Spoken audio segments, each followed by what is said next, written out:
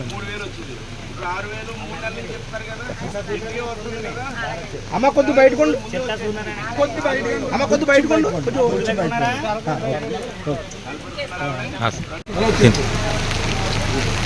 NDA కూటమి ప్రభుత్వం అధికారంలోకి వచ్చిన తర్వాత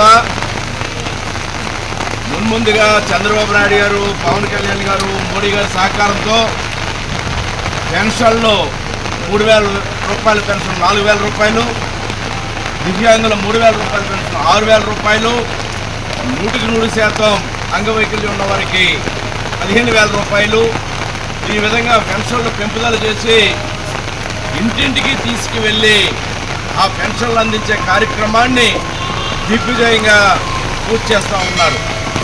మరి ఈ రోజున కొత్తపేట నియోజకవర్గంలో ఈ ప్రభుత్వం వచ్చిన తర్వాత 3వ దఫా పెన్షన్లు సుమారు 43,000 పైబడి పెన్షన్లు 19.5 కోట్ల రూపాయలు ఈ రోజున పంపిణీ చేయడం జరుగుతూ ఉంది.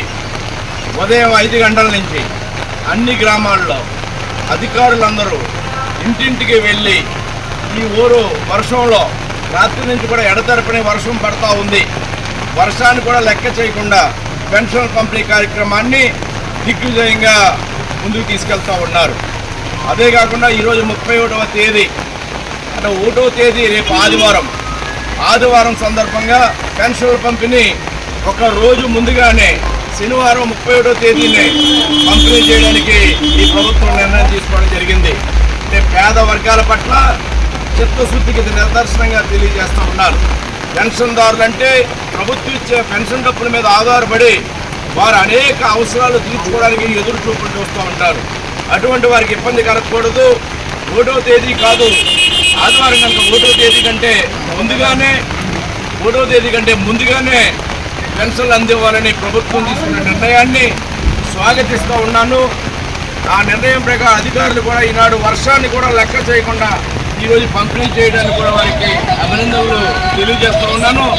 ఈ ప్రభుత్వం పేద ప్రజల కోసం ఏ విధంగా నిర్ణయాలు తీసుకుంటూ ఉంది, ఏ విధంగా పేదల కోసం ఆలోచిస్తూ ఉందనేది ఇది ఒక ఉదాహరణగా, ఇది ఒక తార్కాణంగా నేను తెలియజేస్తూ ఉన్నాను.